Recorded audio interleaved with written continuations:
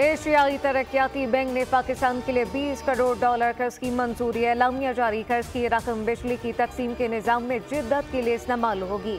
तकसीमकार कंपनियों की पायदार बिजली फराहम करने की इस्तेदाद में इजाफा होगा। इसके अलावा इब्तदाई मरहले में 3 बिजली की तकसीमकार कंपनियों को ताउन फराहम किया जाएगा। लेस्को, मैपको और सेपको अपने रीजन में पायदार तवानाई के लिए मौसर किरदार अदा करेंगी।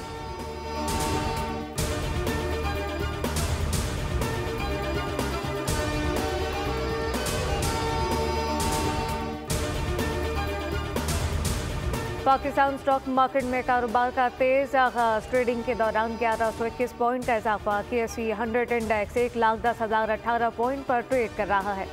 गुज़िश्ता रोज इंडेक्स 1,08,896 पॉइंट पर बंद हुआ था।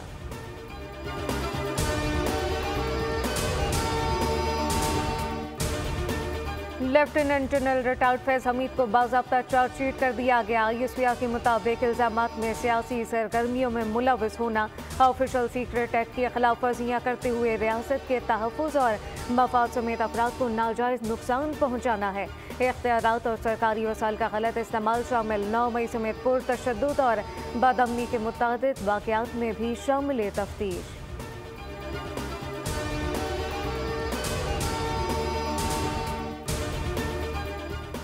फैज हमीद ने सबूत और गवाही दे दी। अब बानी PTI को कैसे छोड़ा जा सकता है? PTI के गुब्बारे से हवा निकल गई। ताकतवर का एहतसाब ऐसे हो रहा है जैसे आम आदमी का होता है। फैसल वाउडा ने बोल न्यूज़ से गुफ्तगू में वाज़ेह कर दिया, मुराद सईद, बुशरा बीबी, हम्माद अजहर समेत बानी के तमाम हवारी भी नहीं बच सकेंगे। मुस्तफ़ा कमाल बोले, फैज हमीद के कोर्ट मार्शल के असरात आगे नजर आएंगे। सबको पता है कि PTI की फाइनल कॉल नाकाम हो गई।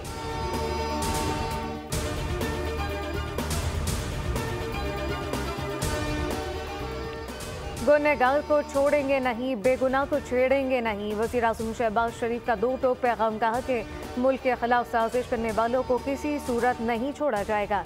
वफाकी काबीना इजलास से खिताब में कहा, बदकिस्मती से एक बार फिर सिविल नाफरमानी की कॉल दी गई। इससे बड़ी पाकिस्तान से दुश्मनी और क्या हो सकती है? माशी इस्तेहकाम सियासी इस्तेहकाम से जुड़ा है।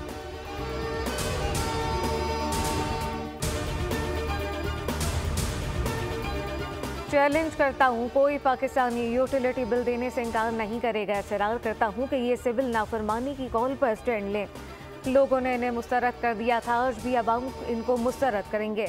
वज़ीर दिफा ख्वाजा आसिफ का कौमी असम्बली में खिताब, कहा कि इनके जितने लीडर हैं इतने बयान हैं। PTI रहनुमा कारकुनान को छोड़कर दुम दबाकर भागे। जिन बातों पर PTI राजी हो गई थी, अगर कारकुनान को पता चल जाए तो जूते मारेंगे। अली अमीन के गार्ड ने अपने वर्कर पर फायरिंग की। आज ये एक सूबे में लसानियत की तहरीक चलाना चाह रहे हैं।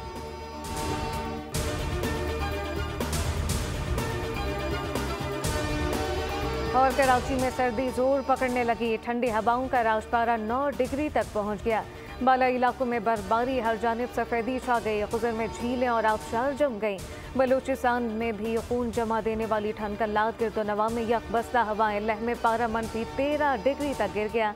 स्कर्दू गोपस में -7, कोयटा में -5 डिग्री तक गिर गया। महकमा मौसमियात के मुताबिक आइंदा 24 घंटे के दौरान गिलगित बल्तिस्तान, खैबर पख्तूनख्वा और कश्मीर में चंद मकामात पर बारिश और बर्फबारी का इम्कान।